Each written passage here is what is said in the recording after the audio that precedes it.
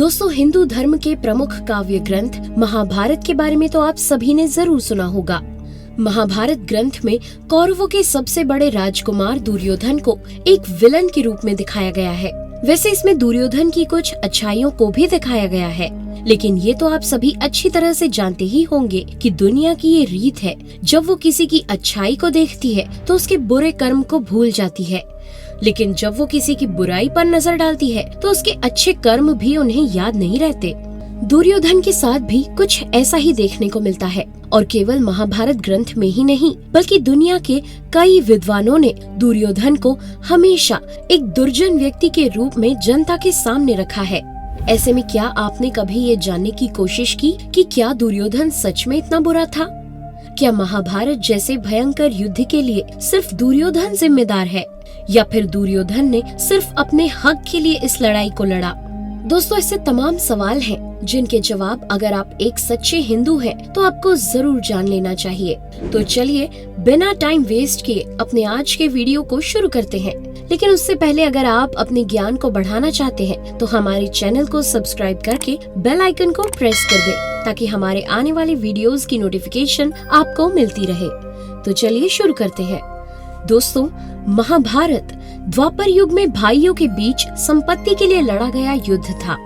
एक और धृतराष्ट्र और गांधारी के 100 पुत्र कौरव थे, तो वहीं दूसरी ओर पांडु और कुंती तथा माद्री से उत्पन्न 5 पुत्र पांडव थे।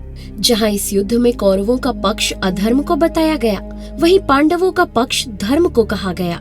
कई विद्वानों का मानना है कि दुर्योधन ने ही शकुनी के साथ मिलकर पांडवों के साथ छल किया, जिसकी वजह से महाभारत जैसे भयंकर युद्ध की नींव पड़ी। पर दोस्तों, एक कहावत प्रचलित है कि कोई भी इंसान खुद बुरा नहीं होता, परिस्थितियां उसे बुरा बना देती हैं। जी हाँ, धृतराष्ट्र के ज्येष्ठ पुत्र दुर्योधन के साथ भी कुछ ऐसा ही देखने को मिला। दोस्तों, महाभारत युग के पात्रों को अगर सही और गलत के तराजू पर तौला जाए तो शायद ही ऐसा कोई शख्स उसमें होगा जो या तो पूरी तरह सही हो या फिर पूरी तरह गलत।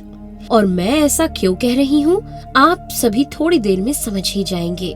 इस कहानी की शुरुआत उस समय से होती है जब हस्तिनापुर के साम्राज्य को एक राजा की जरूरत थी, और इसके लिए बड़े राजकुमार धृतराष्ट्र का चयन न करके उनके छोटे भाई पांडु का चयन किया गया।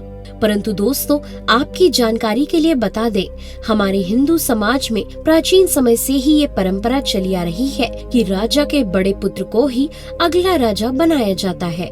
महाभारत के समय भी यही प्रथा थी।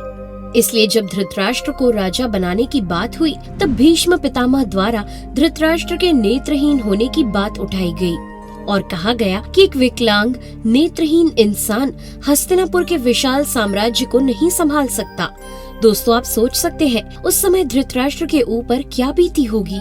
धृतराष्ट्र के सम्मान को उस समय एक गहरी चोट पहुंची थी, पर धृतराष्ट्र को ये कहकर समझाया गया कि अभी भले ही आपके भाई को हस्तिनापुर का उत्तराधिकारी बनाया जा रहा है, लेकिन अगली पीढ़ी में आपकी ही बड़ी संतान को हस्तिनापुर की राजगद्दी सौंपी जाएगी।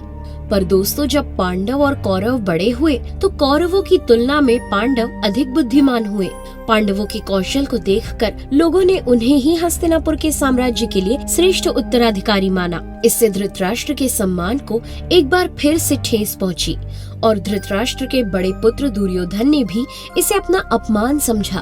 दुर्योधन ये समझ गया कि अब उसे अपना हक मांग कर नहीं बल्कि छीन कर हासिल करना होगा। इसलिए दुर्योधन ने पांडवों से हस्तिनापुर का साम्राज्य छीनकर उन्हें बेदखल कर दिया। दोस्तों, अगर देखा जाए तो दुर्योधन ने कोई बहुत बड़ा पाप नहीं किया था, क्योंकि उसने जिस साम्राज्य को पांडवों से छीना था, नीति के अनुसार उस पर दुर्योधन का ही हक था। इधर हस्तिनापुर से बेदखल होने के बाद पांडवों ने अपने बल पर इंद्रप्रस्थ नगर का निर्माण किया। दोस्तों, इंद्रप्रस्थ एक माया नगरी थी। इसका हर एक कोना आंखों को लुभाने वाला था। इस नगर का हर एक पत्थर इतना चमकदार था कि देखने वालों को अपनी ओर आकर्षित कर लेता था। दोस्तों, जब पहली बार दुर्योधन ने इंद्रप्रस्थ का महल देखा तो वो देखता ही रह गया। आंखें फाड़ फाड़ कर वो महल की सुंदरता को निहारने लगा। आश्चर्यचकित भी हो रहा था कि पांडवों ने किस तरह से इस खूबसूरत महल का निर्माण किया होगा। दुर्योधन जब महल के अंदर जाता है तो उसे एक दरवाजा दिखाई देता है, जहाँ से बाहर का नजारा काफी सुहाना लग रहा था। दुर्योधन बाहर के नजारे को देखकर इतना ज्यादा मोहित हो जाता है कि वो दरवाजे से बाहर निकलने का प्रयास करता है, लेकिन जैसे ही वो आगे बढ़ता है एक दीवार से टकरा जाता है। दुर्योधन को अपनी आंखों पर यकीन नहीं होता। वो उस दीवार को अच्छे से देखता है और फिर समझ जाता है कि वो नजारा सिर्फ एक भ्रम है। दुर्योधन महल में अब आगे बढ़ता है। कुछ दूर जाने पर उसे फिर से एक वैसी ही दीवार दिखाई देती है जिससे वो टकराया था। दुर्योधन को लगता है कि ये दरवाजा भी एक भ्रम है, लेकिन तभी वो दरवाजे के उस पार से एक दासी को आते हुए देखता है। दुर्योधन ये सब देखकर सोच में पड़ जाता है कि आखिर ये कैसी माया है। अब दुर्योधन महल में दूसरी दिशा में आगे बढ़ता है, जहाँ दुर्योधन को बीच गलियारे में एक छोटा सा तालाब दिखाई देता है। दुर्योधन जैसे ही आगे बढ़ने के लिए तालाब में पांव डालता है तो वो हैरान रह जाता है, क्योंकि असल में वहाँ तालाब नहीं बल्कि माया से रचा हुआ शीशे का फर्श होता है। इसके बाद आगे जाने पर दुर्योधन को ठीक वैसा ही फर्श दोबारा दिखाई देता है। इस बार दुर्योधन उसे साधारण फर्श समझकर बड़े आराम से आगे बढ़ता है, लेकिन जैसे ही वो आगे पांव बढ़ाता है उसके अंदर गिर जाता है, क्योंकि इस बार वहाँ सच में एक तालाब होता है जिसमें दुर्योधन गिर जाता है। दोस्तों, जब दुर्योधन तालाब में गिरता है तो वहाँ भीम मौजूद होते हैं, जो दुर्योधन को देखकर हंसने लगते हैं और उसका मजाक उड़ाते हुए कहते हैं, अंधे का पुत्र अंधा ही होता है। दोस्तों, महाभारत की जो कथा जनमानस में प्रचलित है उसके मुताबिक दुर्योधन के लिए अंधा शब्द का इस्तेमाल 5 पांडवों की इकलौती पत्नी द्रौपदी ने किया था। लेकिन आपकी जानकारी के लिए बता दें, महाभारत ग्रंथ में आपको ऐसा कोई भी अध्याय नहीं मिलेगा जिसमें द्रौपदी द्वारा दुर्योधन को लज्जित किया गया हो। दुर्योधन को गिरते देखकर उसका मजाक उड़ाने वाले भीम थे, न कि द्रौपदी। भीम द्वारा अपना अपमान होते देख दुर्योधन वापस से हस्तिनापुर आ जाते हैं और अपने अपमान का सारा वृत्तांत अपने मामा शकुनी को बताते हैं। शकुनी, जो कि पहले से ही पांडवों को अपना शत्रु मानता था, दुर्योधन के क्रोध का फायदा उठाकर दुर्योधन को भड़काते हुए कहता है, इंद्रप्रस्थ में जो तुम्हारी बेइज्जती हुई है उसका बदला हम जरूर लेंगे, लेकिन युद्ध द्वारा नहीं, मेरी माया से रचा हुआ दांव खेलकर। दोस्तों, महाभारत में आपको दुर्योधन और कर्ण की दोस्ती की भी कई कहानियां पढ़ने को मिल जाएंगी। कहा जाता है दुर्योधन कर्ण को खोना नहीं चाहता था, इसलिए वो कर्ण को युद्ध भूमि में उतार नहीं रहा था। लेकिन जब कौरवों के सेनापति गुरु द्रोणाचार्य की मृत्यु हो जाती है तब दुर्योधन के पास कोई रास्ता नहीं रहता। दोस्तों, कर्ण के मरने से अगर कोई सबसे ज्यादा दुखी था तो वो था दुर्योधन। महाभारत युद्ध में जो लोग दुर्योधन पर छल का आरोप लगाते हैं उन्हें ये पता होना चाहिए कि महाभारत युद्ध के अंतिम समय में पांडु पुत्रों में सबसे ज्येष्ठ युधिष्ठिर ने मूर्खतावश दुर्योधन को गदा युद्ध करने की खुली चुनौती दी थी।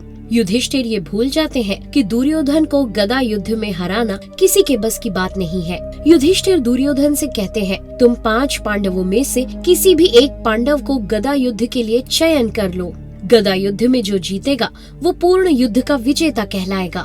दोस्तों, गदा युद्ध में पांडवों में यदि कोई दुर्योधन को बराबर की टक्कर दे सकता था तो वो केवल भीम ही था, लेकिन उसके लिए भी दुर्योधन के सामने लंबे समय तक टिके रहना असंभव था। दुर्योधन ये बात जानता था। वो चाहता तो युधिष्ठिर के इस प्रस्ताव का फायदा उठाकर किसी भी कमजोर पांडव से गदा युद्ध करके युद्ध जीत सकता था, लेकिन उसने ऐसा नहीं किया। उसने भीम को ही चुना और उससे युद्ध किया। लेकिन दुर्योधन जब युद्ध में भीम पर भारी पड़ने लगा तब भीम ने छल का सहारा लेकर दुर्योधन का वध कर दिया। दरअसल उस समय गदा युद्ध में कमर से नीचे वार करने की मनाही थी, लेकिन जब दुर्योधन भीम पर भारी पड़ने लगा तब भीम ने इशारे से भगवान श्री कृष्ण को मदद करने के लिए कहा, जिस पर श्री कृष्ण ने बिना कुछ बोले अपनी बाई जांघ को ठोक दिया। श्री कृष्ण के इशारे को समझते हुए भीम ने दुर्योधन की जांघ पर ही प्रहार किया, जिससे दुर्योधन युद्ध में मारा गया। दोस्तों, इसके पीछे भी महाभारत में एक कथा वर्णित है, जिसके मुताबिक दुर्योधन की माता गांधारी को भगवान शिव से ये वरदान मिला था कि वो जिस किसी को भी अपने नेत्रों की पट्टी खोलकर नग्नावस्था में देखेगी उसका शरीर वज्र का हो जाएगा। इसलिए जब गांधारी ने अपने पुत्र दुर्योधन के शरीर को वज्र का करना चाहा, तब भगवान श्री कृष्ण की चतुराई की वजह से दुर्योधन माता गांधारी के सामने पूर्ण नग्नावस्था में न जाकर अपनी कमर के नीचे यानी अपनी जांघों पर पर केले के पत्ते लपेट कर जाता है। इसलिए जब गांधारी अपने नेत्रों से पट्टी खोलकर दुर्योधन को देखती है तो उसकी दिव्य दृष्टि दुर्योधन के पूरे शरीर पर तो पड़ती है, लेकिन दुर्योधन की जांघ पर नहीं पड़ पाती, जिस कारण दुर्योधन की जांघें कमजोर रह जाती हैं। इसलिए जब गदा युद्ध में भीम को श्री कृष्ण का संकेत मिलता है, तब भीम दुर्योधन की कमर के नीचे के हिस्से पर लगातार प्रहार करने लगता है। भीम के प्रहार से दुर्योधन की जांघें टूट जाती है और जांघ टूटने की वजह से दुर्योधन की युद्ध भूमि में ही मौत हो जाती है। तो दोस्तों, उम्मीद है अब आप समझ ही गए होंगे कि कोई भी इंसान खुद बुरा नहीं होता, परिस्थितियाँ उसे बुरा बना देती हैं। इस वीडियो में फिलहाल इतना ही। वीडियो पसंद आया हो तो इसे लाइक करें और इसी तरह के और भी सनातन धर्म की कहानियों को देखते रहने के लिए हमारे चैनल को सब्सक्राइब करके बेल आइकन को प्रेस कर लें। Thanks for watching.